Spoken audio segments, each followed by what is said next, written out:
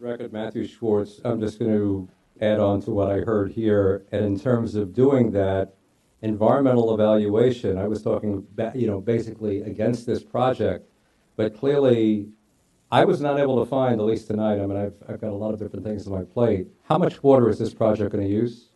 How many gallons per day is this project estimated to use? How much wastewater is going to be generated from this project?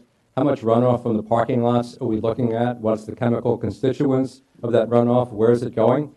What is the traffic implications of this? I mean, basically, a fact sheet, lay this out so people know what strain this project is going to place, not only in the city of South Miami, but on the county itself and on the greater Everglades, which this is a part of. All the water that we're using in consumption is taken out of the Everglades. That's the strain we're putting on the Everglades right now. And we know we don't have enough water to do all the things we'd like to do for the Everglades and do all the things we'd like to do to incorporate all the people that want to move to Miami. And the gentleman here is correct. People do want to move to South Florida. The demographers were absolutely right when they said that baby boomers are going to come to Florida. And I think the numbers we were looking at is something like 1,000 a day. And we know that Miami-Dade is one of the places where they're coming. But I would just add one more thing about that. In response to that, it's not illegal to tell people you can't build something somewhere. The response to that is it's called zoning. You folks decide what kind of zoning, what kind of community you want to have. And you zone it appropriately. Right now, the zoning for this site does not allow for the size of the project that's going in. It only allows for 4 stories.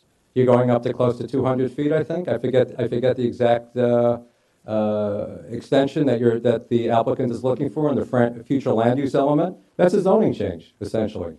And you can very much decide what that zoning should look like, how many people should live in an area, what the density should be, how high the building should be. All of that is with your purview to do. So I'm sorry, Commissioner Welch, that it's not illegal to tell people. It's not a question of telling people you can't live here. It's not illegal to tell somebody you can't build a building, a factory, a commercial area, in an area that's zoned for agriculture. In order to do that, you have to change the zoning. And that's exactly what this applicant is trying to do right now, is change the zoning for a part of your community to allow for greater development that would ordinarily be able to be put there. So I think that's one comment that's a little more unique than what I said before, but also I think that all those numbers should be available to you before you're making any kind of decision. How much strain are you going to be putting on the ecosystem, the greater ecosystem of South Florida, in terms of water consumption, wastewater that's produced, electrical consumption? Mr. Mayor, I know we've worked very well together trying to stop the expansion of FP&L. FP&L is building power plants like crazy in Florida. They're fossil fuel and nuclear. They're doing a little bit of solar. They built one in Fort Everglades, gas plant, Riviera Beach. They're building one as we speak in Okeechobee. They purchased land for the biggest fossil fuel plant in the country in Hendry County for South Florida. Why? Because they say there's a need for it, because people are moving in. That's why they're building power lines. That's why they're building gas pipelines. The Sable Trail gas pipeline came in to provide gas for the electrical consumption that they're producing. So you guys are deciding the future of South Florida, but incrementally you're also deciding the future of the state. And what I said before, I'm reiterating, where else to draw the line but in a community like South Florida?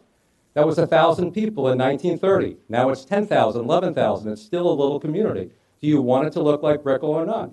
If you do, support this project. If you don't, if you think that South Florida, as it is, adds something to not only this community, but the greater community of Miami-Dade and South Florida, then I would say vote against it.